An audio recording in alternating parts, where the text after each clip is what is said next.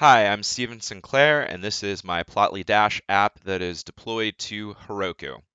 So, this app is used in order to predict how much global gross revenue a movie would make. In order to make the model, I used a dataset with about 7,300 movies that was obtained from the movie database. And I originally created the model to compete in a Kaggle competition where you were predicting the global gross revenue for about 4,300 movies that were held out for a test set.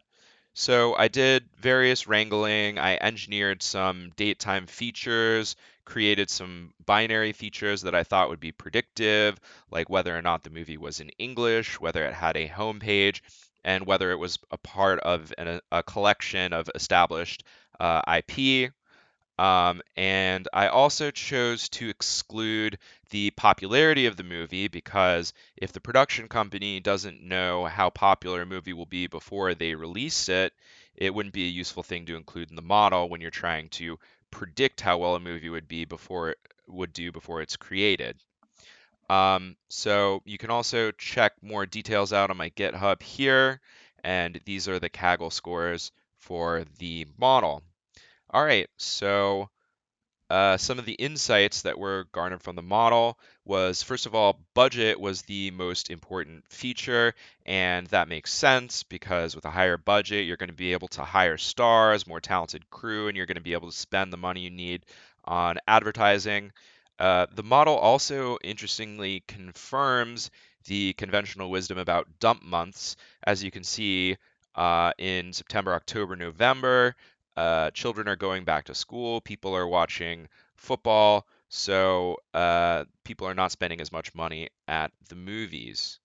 All right, so let's see the model in action and see how well it works.